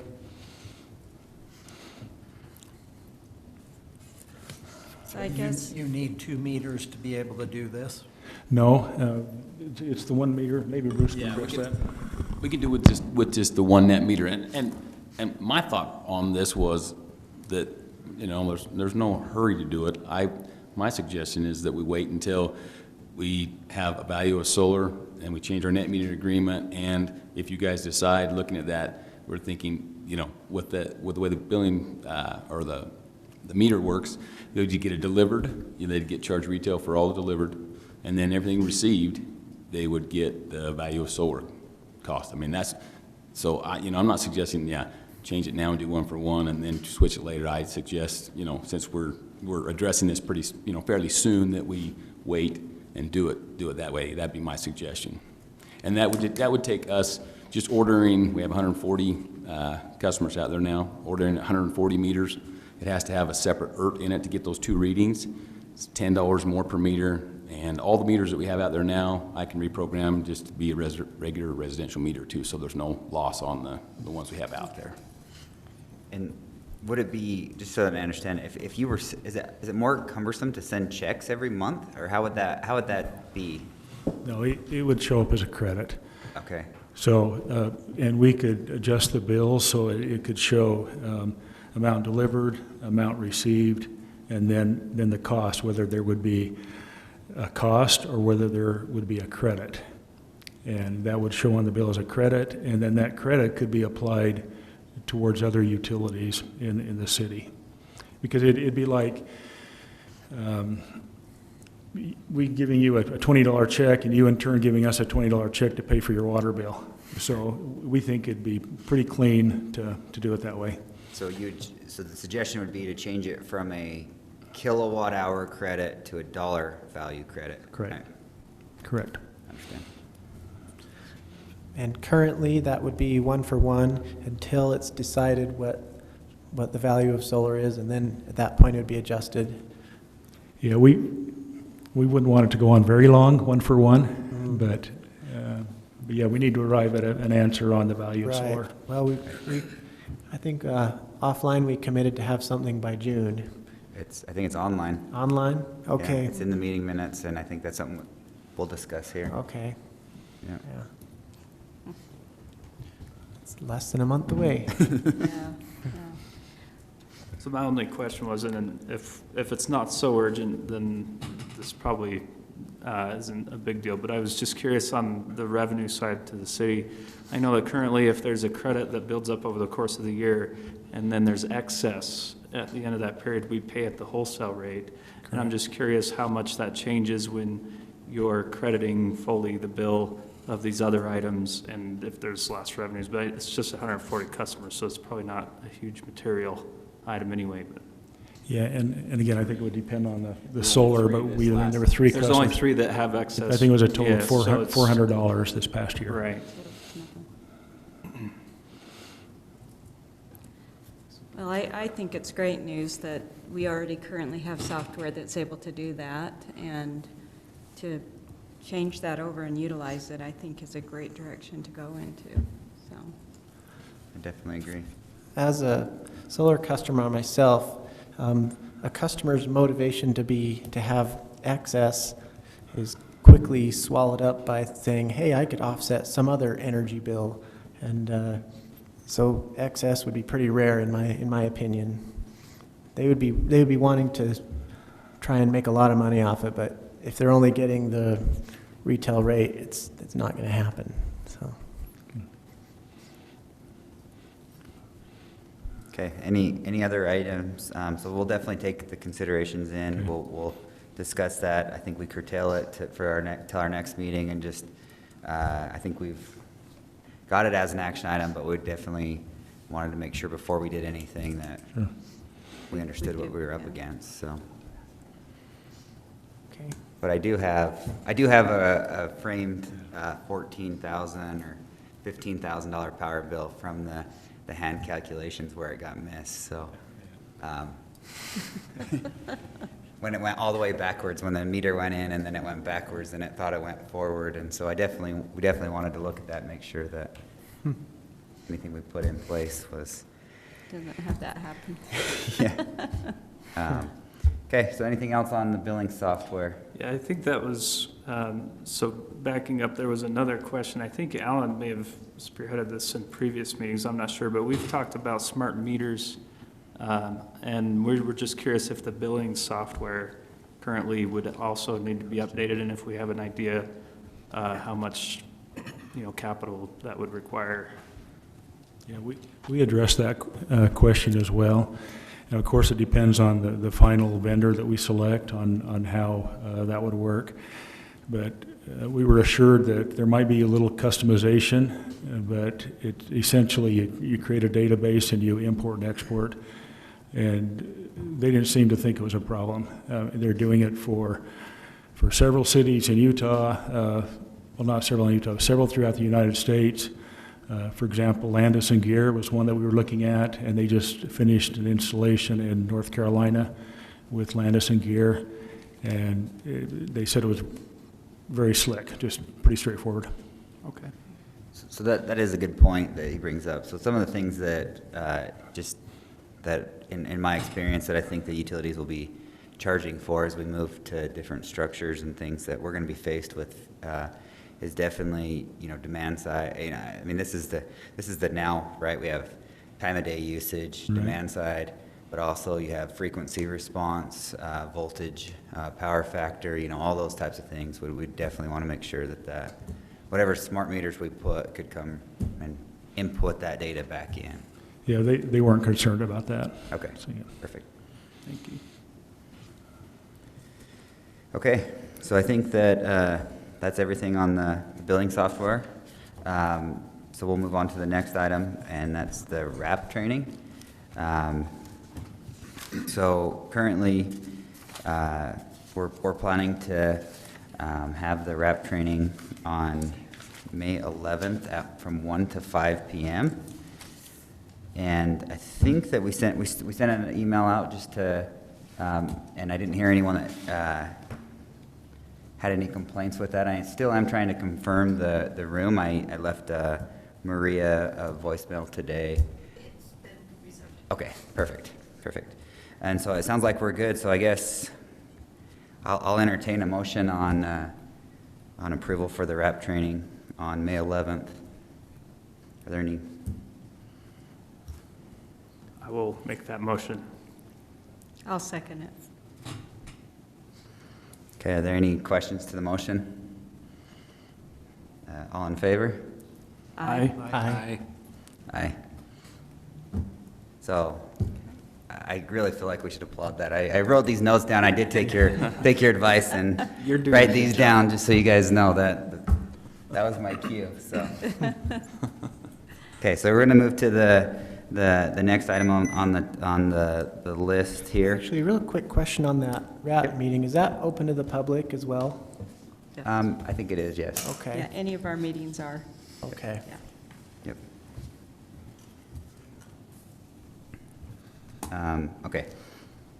And then the solar class outline. So this is something, and I did get a couple emails on this, kind of on this topic, and it was just mainly stating that they wanted to, on building permits, some people wanted to make sure that if we're going to make any changes to solar PV, that the public would be educated on, that there are changes and it may affect their decisions to go solar. So I think that this is a perfect time to just kind of walk through the solar class outline. I know John distributed that through email, and I know everyone had a chance to look at that. And maybe turn it over to you, John, and then maybe we can go from there. Sure. I'm a little unprepared. I forgot my outline, but I can go off of memory. Go ahead and start, and you I'll have pull it up for you. Okay. So the idea behind the solar class is to educate those who want to get solar of what solar can and can't do. Oftentimes, the salesman will paint this really rosy picture, and oftentimes that's not the case. Going over the class, one of the topics would be orientation of your house. How well is solar going to do if you only have east side of your house for solar, but you're parked up against the mountain and the east sun is clipped by the mountain until 10 and 11 in the morning during certain times of year. So that would severely limit the amount of solar you could make. Talking about the orientation of the roof, the tilt of the panels, things like that, how that would affect the amount of energy you're going to be able to create. And then going over the costs of the materials versus the cost of the labor versus the total cost that a salesman is going to give you.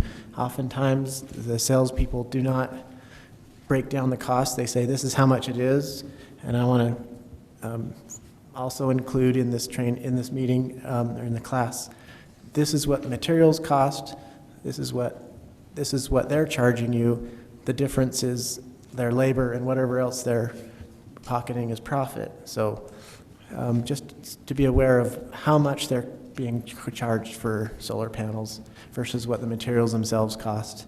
A section on energy efficiency in the home of just really simple low-lying fruit things that you can do to reduce the energy usage of your home and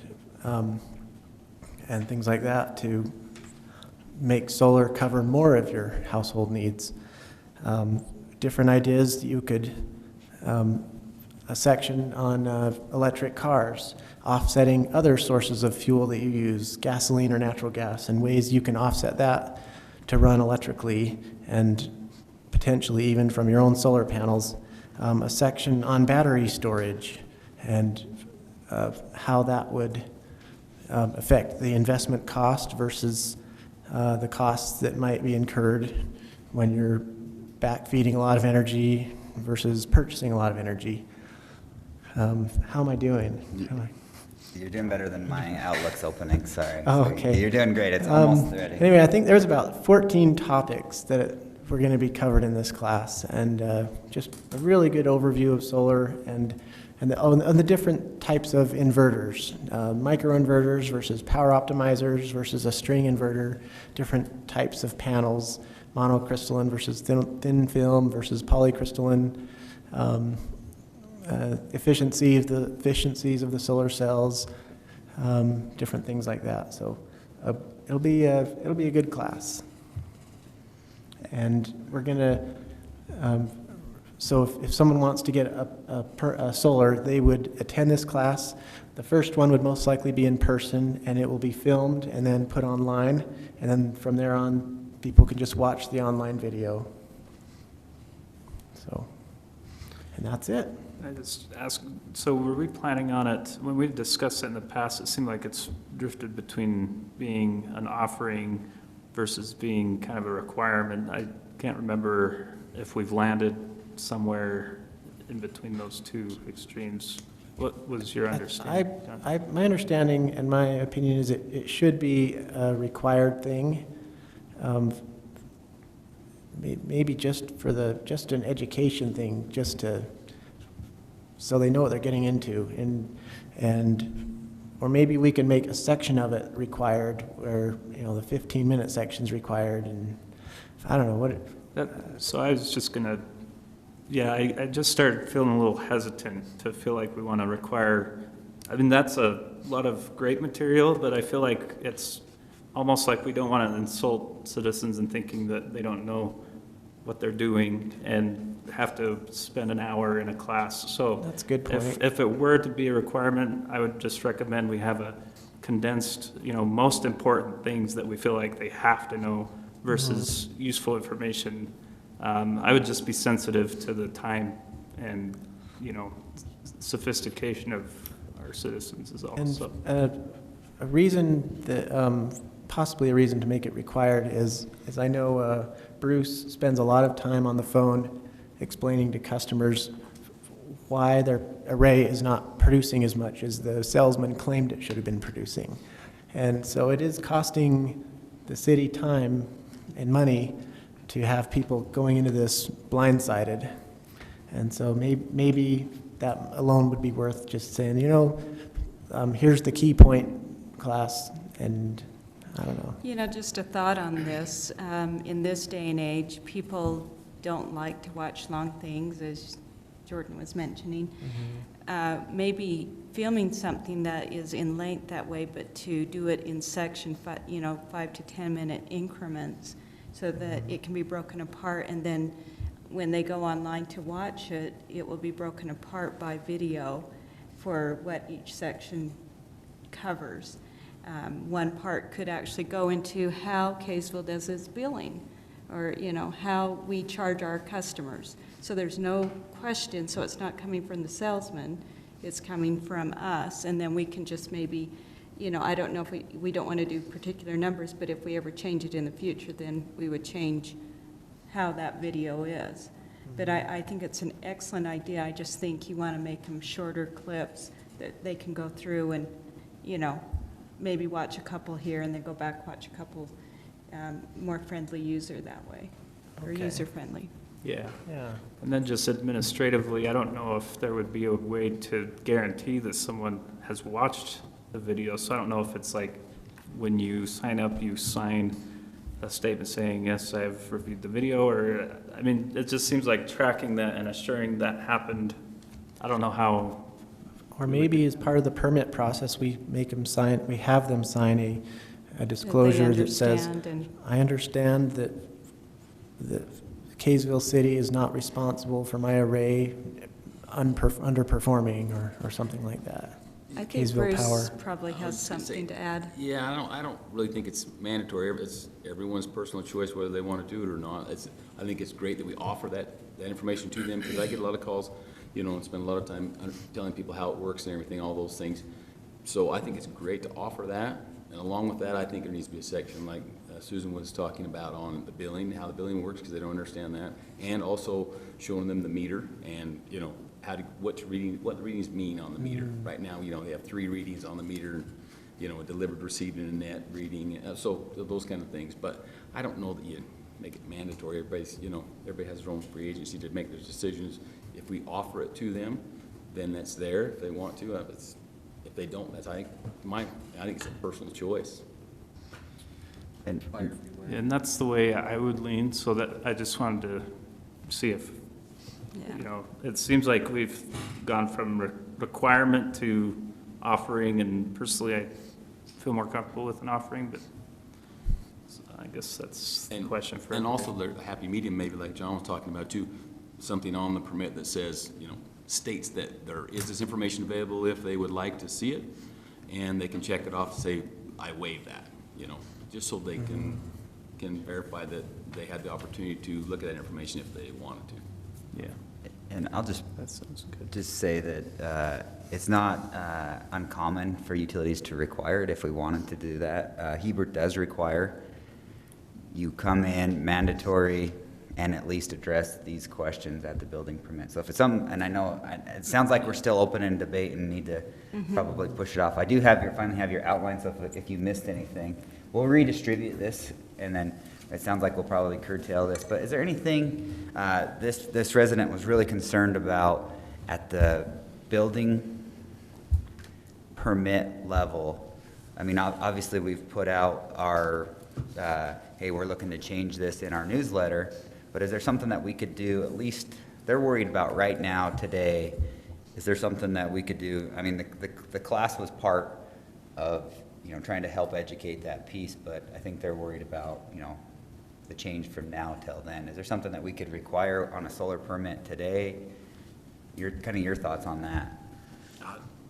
It's up to you guys, as far as what we want to offer and what you want. Yeah, some other cities do some different things. Some of them have a requirement for anyone that's going to install in their city, the installers, to go through a course. Yeah. I mean, so it's sky's the limit. You can do nothing to whatever you would like to see.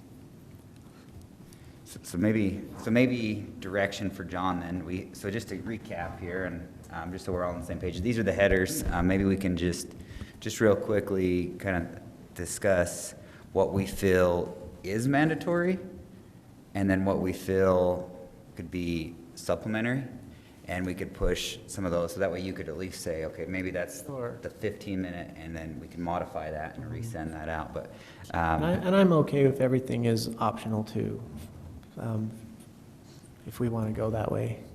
okay, well let's go through the list and see what everyone else feels. Just what's and maybe it is optional, but the value the electric grid still provides is one of the topics. So do we feel like that's mandatory or optional? Is that? It's optional. Okay, optional on that one. Array tilt and orientation. You're way above the common guy, so optional. Okay. Type of solar panels. That would be Optional. an optional, Type of inverters. Optional. part of the package. Solar installations, cost of material versus labor. See, now that might be a mandatory one because that's where people That's might where the get sales. sold on. Yeah. How come Joe's system was 5,000 and mine's 10 and they're both 5 kW? So my question on that is that our responsibility? I can see it being something that we can offer residents to watch. John can put the video out there on the website per se, and if people choose to, we have it out there so Okay. that, but just maybe a disclaimer that, we're not Right. to be held when you don't choose the better system, or we're just informative. Yeah, as you were going through this, I'm just having a hard time thinking of any of the bullet points we just discussed, feeling like you have to do this personally. I love the idea that we provide them that information and encourage them to watch it, and then when someone calls Bruce, he can refer them to it. But it's just, to me, it's like if someone wants to go buy something, who am I to say, well, you're required to come to my class? And to me, it seems a little bit heavy-handed, but I don't know, unless there's some Well, urgent. And Sorry, I Susan. would suggest that Bruce make a list of the most common questions you get calls on. And those are the videos that we work on doing and putting out there. And then when people call, then you can say, we have a video on this, I recommend you go watch it first, and then if you have more questions, call you back. I think that's great. Yeah. Good idea. That's great. Yeah. So, Okay. So we'll put that as an action item for you, Bruce, if you don't mind, and we'll just push this back on to the next topic. Or move on to the next topic, which is other topics for upcoming meetings.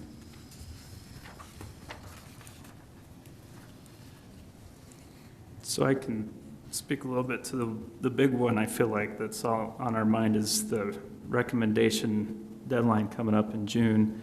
I've had the opportunity to spend some time crafting an Excel model using this kind of outline that we talked about last time in our meeting. There's still some numbers that I want to get a hold of. I looked through the UFS presentation, and then beyond the presentation, the write-up that had more detail. But just the underlying dollars and costs I couldn't pull out yet, so I hope to get some time this month to sit down with probably Bruce, maybe one-on-one. I could come into your office sometime, and I think it's probably something we have accessible pretty readily, but I'm not sure, so I just need to check with you what we have.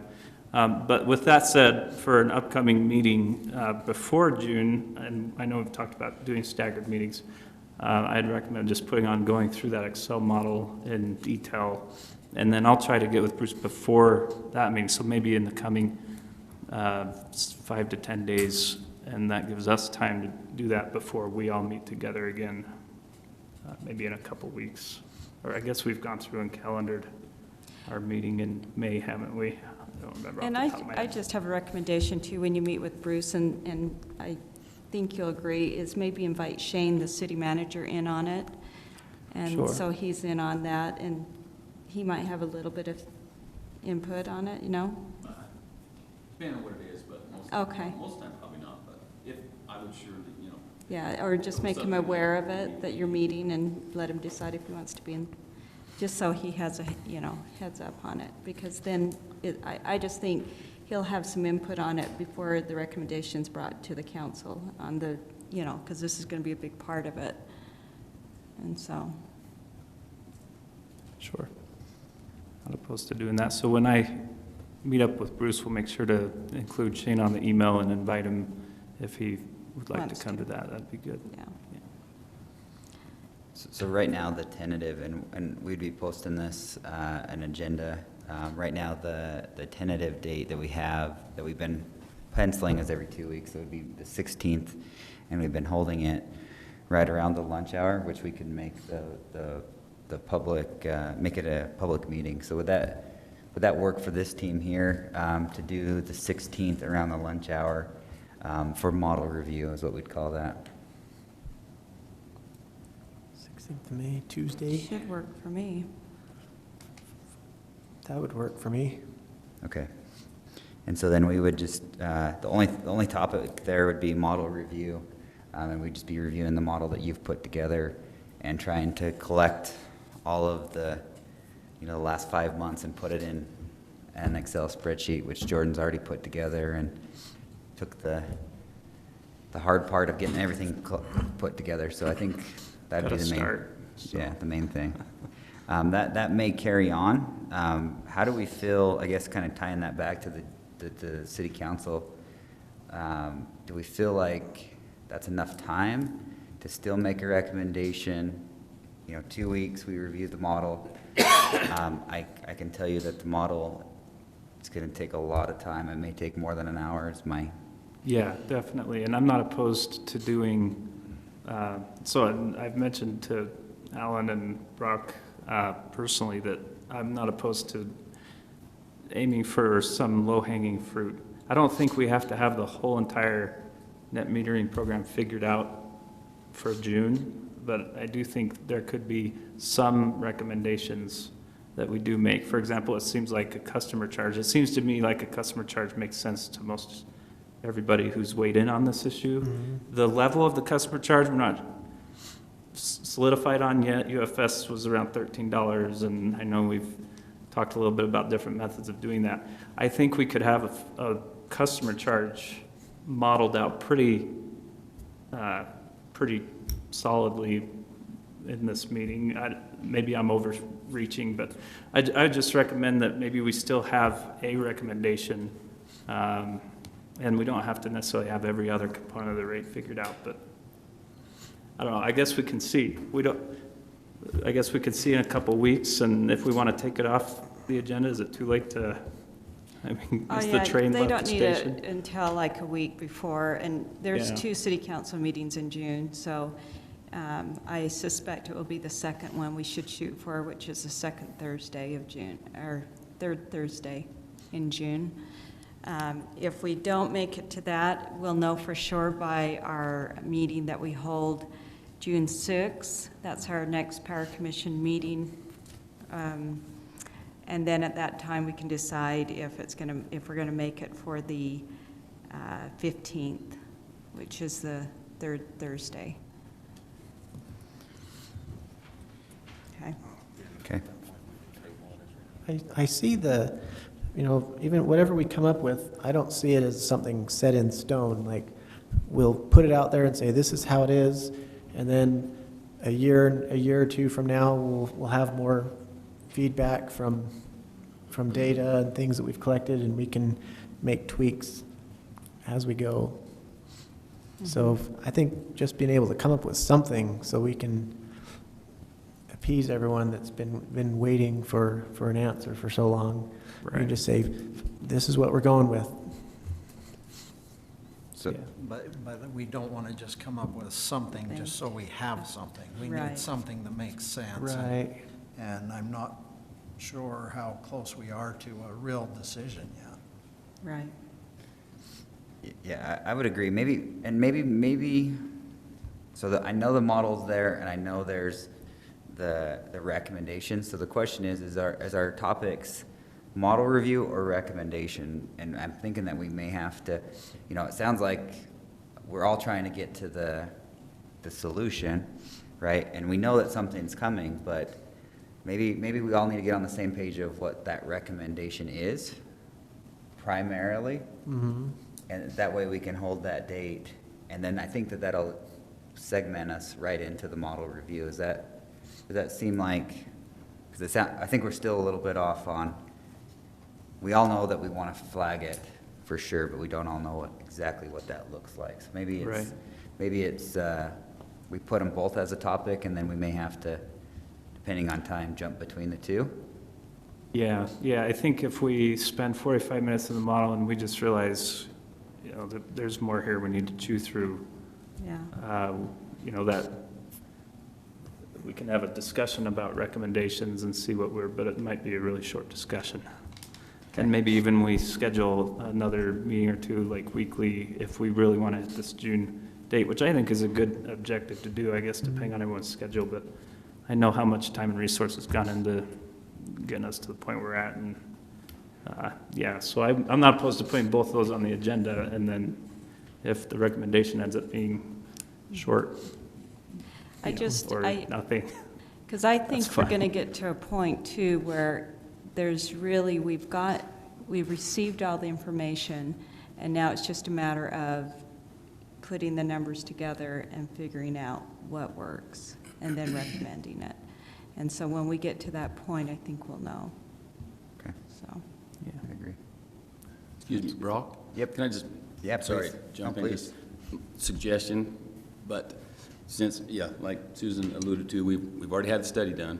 I'm just wondering if it would save time for Jordan to contact Mark from UFS, and like I say, the study's been done, and then see where you maybe, don't agree or anything to expedite it.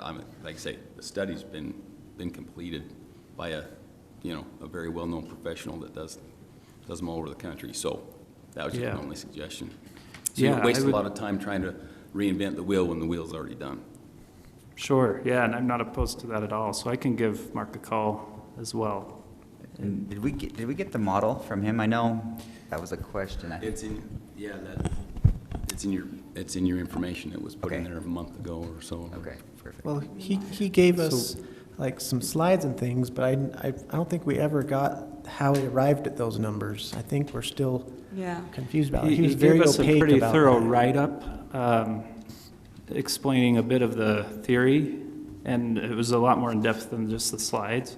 But the write-up didn't, so for example, I'm sure there's spreadsheets that are doing the actual calculation of the rate, and we never got those underlying Right. spreadsheets, which I think he's a little nervous about sharing. But And I think individually, like if you called him, he'd give you individual answers. He's not going to give you his whole spreadsheet and his whole business. He's not going to give you a spreadsheet for his business. He'll give you the individual information that you need. yeah. He said he'd be more than willing to. Yeah, and I'd be happy to call Mark, and I agree, that's a good idea. So my question on that would be, I don't know if that's in our bid or not, as far as a disclaimer, if that is public. this is a public, and I'm happy to pass this around. From some of the other utility studies that's been posted, this is a model from Spanish Fork that was released as well. So I don't know if that's in the bid to him, he has to make that readily available, but this is something that Spanish Fork, and I don't know how.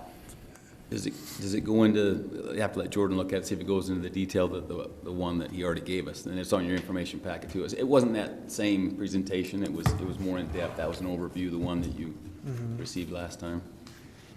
So, anyway. Yeah, I just don't know if it's a requirement, and I don't know why that's public, but I can tell you that I have the Spanish Fork model from another professional that put that together and made recommendations. So I'm hoping that we could actually just get the model, because that will definitely expedite the process. Understanding it's his business and it's his livelihood, we definitely don't want to take advantage, but I'm just curious of.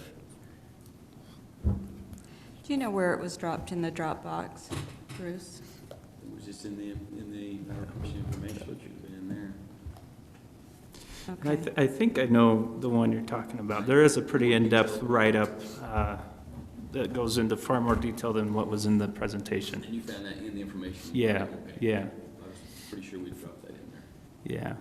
Because some of my concerns on just making a recommendation is just validating the numbers and making sure that they're accurate. I feel like it's me personally, it's my responsibility to give the best advice that I can and look at it based off some demand charges and overlaying, which he has done a lot of that information.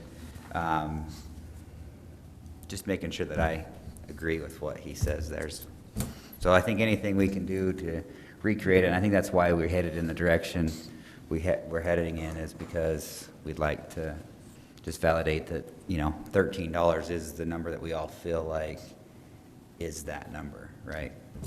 So for example, Mark talked a bit about the process of doing a minimum distribution system to come up with a customer charge, where he talks about if we were to provide 1 kilowatt hour to one customer, how much would that customer need to pay to do that? And it came out to be $13. And so he talked about kind of the theory in more detail, but there's like the actual calculation for the $13 isn't available. And I probably am a little biased because I come from the public utility, that when we do a rate case, we go in front of the commission and we give them everything. And then there's like 10 interveners that give them everything, and they rebut what we did, and we end up doing adjustments and models together. And in the end, the commission has basically everything, and they can make changes to it. And so I feel like that gives the public a bit of, assurance, understanding where those numbers came from. And so my idea in trying to create a model was that if it's close to Mark's numbers and in the ballpark, then it gives me assurance that I understand why that number is what it is on Mark's. And I'm not saying that what I would do would, replace what Mark has done, but just kind of like a secondary check to those numbers so we understand. Anyway, just the added assurance. I just don't think a model should be secret and proprietary. It should be completely disclosed how you arrived at a number. And if you're claiming, oh, this is my company secret, well, how can I believe anything? Show me how you arrived at the number. And yeah, so yeah, I agree. And I can understand in Mark's case where that's his business, and if he were to do that and anybody else just take it and start doing what he did with his model, I can understand that. But as far as making a pretty controversial public decision, there's just a lot of value you lose when it's not something you can say, here's how we calculated it. And to me, I'm willing to take arrows if I can show how I got there. But if it's just a number someone gave me and I'm taking arrows, I just feel like that's hard for the council to make a decision that way, so. And I'm thinking too, it sounds like more than anything, what would be helpful is to get those raw numbers he started with. Isn't that what I'm hearing? Yeah, just out of so for example, in the financial statements, we've And so gotten, that wouldn't- I have $18 million of depreciable plan, And if we could just break that out into the detail where I could see how much is generation, just what kind of detail we have under there. And I assume Mark got some of that detail. So I can call Mark and ask him for, what did we send you? And just For give me those- our Yeah, inputs. the beginning numbers that you worked And then if from. that gives me the answer, then that might save time. Yeah, and too, he so. was agreeable to give you any information you needed, so. Call him on that. Yeah, and I think to the point, right, is, it's all about time. We can recreate the model. The more that he'll give us, the faster we can make a decision. I think we're all on the same page of We want to make it get, easy and make the right decision so that, that's why we started this in the first place, is so that we That's could right. look at all these models and break them down, so. And we're really excited, if you can't tell, this is what we do every day on this stuff, so. So I think with that, we'll plan to push this off, tip-offs in 30 minutes, so I want to make sure we get enough time. Where were we meeting on the 16th? I'll open that up. I'm happy to host at Hunt. I'm happy to anywhere. I thought Hunt worked well. I could do it It's at my very- building, but it doesn't come with lunch and an assistant, so it's, Hunt's right down the street from me for my work, so that works really well for me. Okay, so we'll plan at 1920 Alexander Street on in West Valley on the 16th. what's the address again? It's 1920 Alexander Street, 1920 West Alexander Street in West Valley.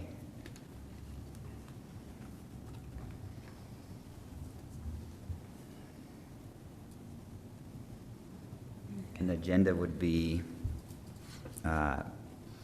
model review, solutions presentation, and then at the end of all these, just to help me and Stacy out, I would like to do an agenda review just to make sure we're on the same page and so that we can all buy off on it. I think we all get busy with emails, and I'd like to just make sure that that's the agenda, and then that way we can post it. It takes about a week, a little over a week to get it posted, so just kind of keep that in mind if we're working through this. We're all so busy, and including myself. It just, the date ends a week before in order for her to get enough time. Does that sound right? And we're working on it, but it's a work in progress when, all those, the lunches and the assistants, it's really needed for me, so. And you said that was So- at noon on the Yes. 16th? Okay.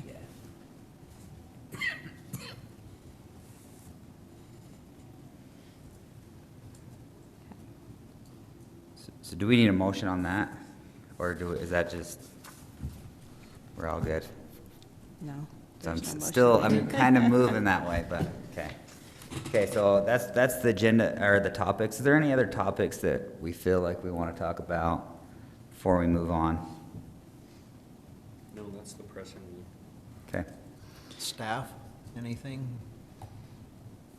None for me. We're doing everything you guys want? Don't be shy. I work with a lot of electricians, so I got thick skin.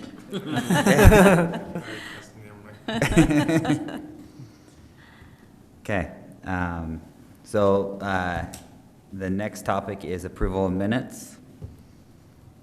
So I'll entertain a motion to approve the minutes. I make a motion, we approve them. And I will say I like them. They're very concise, and I did read them. I do read them every time. I second. Okay, any questions to the motion? All in favor? Aye. Aye. Okay, so we'll turn the time over to call the public. If there's any comments, questions, concerns? I had kind of a question. You were talking about a $13 charge. Is that for solar customers that you're talking about? no, I can answer that. And the Reader's Digest version, is that per month, per? Yeah, so kilowatt, the per watt? recommendation, so there was a a recommendation from Utility Financial Solutions to rearrange the rates for everybody, not just solar customers. And they recommended a monthly fixed charge of $13. And what that would do is end up increasing a fixed charge on your bill, but that kind of offsets the volumetric portion of the bill to try to align more with the Okay, costs. so it's a $13 charge for everybody. Right. That's how I understood it, right, Bruce? You probably would know better. I know they were talking about phasing it in slowly. Phasing it in slowly, yeah. But yes, that is for everyone. Okay, fair enough. That's the only question I had. I heard you talking about it, but didn't know the background. Can you state your name, please? Gary Peterson, Thank you. with an SEN. Very good.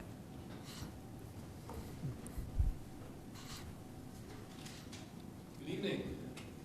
Good evening. Hey, Jeff. Hey, Brock. My name is Jeff Dixon. I'm here to represent the Combined Heat and Power Working Group.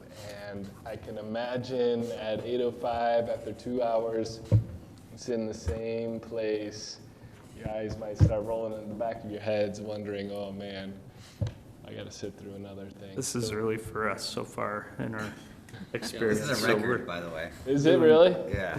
Wow, well, I'll try to keep it short, so since we already have the record in hand, we don't really need to go really extend it out too much further. My role here is to represent the CHP working group that stands for Combined Heat and Power. Hopefully you guys are familiar with cogeneration. I know Brock is. It sounds like you've worked in the utility industry a little bit, so at least you've come across it before. Can I just make one comment? I'm Yeah. sorry to interrupt you. No. If this is longer than 3 minutes, Nope. because usually, oh, okay. I was Yeah. going to say, you could ask to put it on the agenda, and we could make this an agenda item. That's my last question will be, could we make this an agenda item for another meeting? Perfect. If we can get to that, that'd be great. That would be the way to Save go. the 3 minutes. That would be the way to go, and it would be our chairman's responsibility to decide if that's something he wants to add. Okay, so tell me, just real quick question for you. Yeah. So what would go on what would you want to present, I guess? I would just want to present generally about cogeneration as a representative of the working group that is nonprofit, but it is industry-led. It's facilitated by the Governor's Office of Energy Development. We meet regularly to help overcome the barriers of CHP, and one of the ways we're trying to raise awareness is to get out in front of the boards and commissions of local utilities. So does that answer the question? Are you representing a company that sells these, or are you? Yes, in another role, that is what I get paid to do, to sell a certain type of combined heat and power technology. I would like to come in, though, with the nonprofit hat and introduce the industry in general, and rather than have a specific Product. Yeah, exactly. So if that's what's okay for the board. What kind of energy source does this use? Is it nuclear, or is it geothermal, or? It's most commonly natural gas. And for the city of Kaysville, it would be, I would suggest using already existing natural gas purchases and leveraging that for the generation of power, as well as the thermal energy that they're already receiving.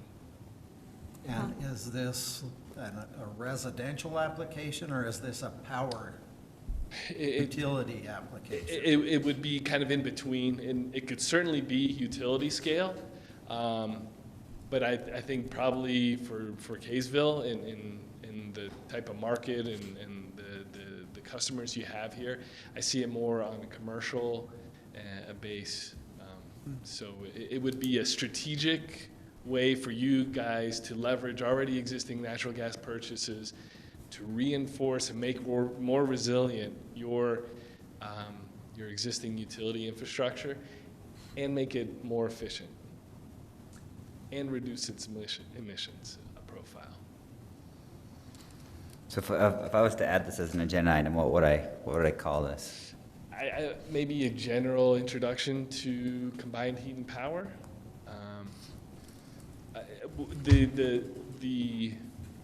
I guess the basis I'd like to is, I guess, finding value through CHP for electric utilities. There's a white paper that I'm really basing this presentation on. So Bruce, just a question for you, I guess, on this. Have we entertained basically a CHP device, microturbine, Kaysville owning its own generation, and then in supplement to UAMP? So would that be something like a peaker or something? Is that something that we are of interest? We haven't looked into it, in depth yet. Thought about it before, but like I said, yeah, there's a bigger picture to that, as you saw tonight, as far as when we're already over and under, and we already have our biggest chunk is already natural gas, so Okay. we have to look at the total picture. So. Okay. One issue for the utility, it'd probably require an air permit, Yep. so may be That's one of the difficult. deterrents. Yeah. Especially on a red burn day. Yeah. It may, depending on technology, it actually may not. You could If it's in the commercial application where you're just offset, using the fuel differently, Yeah. probably not, but as a utility, I don't know that we have fuel consumption to offset that way. Yeah, that's a very good point. You may not have the existing fuel consumption for some of the larger scale CHPE projects. I would imagine it would be much smaller for the city. So it sounds like we're interested, I guess. I'd be flip it interested to over. have it on an agenda, yeah. Okay. Do I need a motion, or do I just go? No, you just go Okay, ahead we'll and- plan on adding it, and Jeff, I think maybe just, if you'll just send us some times. We meet at the first Tuesday. We do need to talk on the 4th of July, what we need to do there. That's on at the first Tuesday, so that one, it won't be there, but if you could just send us some, maybe, would it be you presenting? Sure. Yeah. An availability, and we'll get it on we'll do the agenda, and I'm happy to coordinate with you on a time. Great. So, Thanks, Brian. thank you. Thanks, everyone. Thank you. Thanks. Okay, so So you've got something you'd rather do on the 4th of July, huh? we can stay and watch the fireworks. Yeah, in fact, Well, gotta watch them that we way. can actually discuss that right now, what everyone wants to do for that month. Go ahead and leave the. Okay, yeah, so if everyone can just align the schedules, do we want to meet that month? Do we want to move the date? What would everyone like to do as far as the 4th of July? I think if we can come up with a power plan that the city council approves, then we celebrate by taking 4th of July That's our off. incentive. Yeah, that's our incentive. Otherwise, we were here on the 4th of July. So miss July and start up again in August, take a month off. Is that Yes. good? But if we don't come up with a plan, then we gotta fit it in. We gotta be here. So we'll know So- our June meeting. So it June sounds like we'll 6th have low meeting. attendance on the 4th of July. John will be here for sure. Well, I hope none of us are here because we'll come up with a plan that will Come make up this with an happen. alternative date on Yeah. that. Yeah. Okay, so as of right now, just make sure we're all on the same page. We're going to skip the 4th of July meeting. Yeah, Okay. yeah, Asterisk. yeah. Yep. Okay.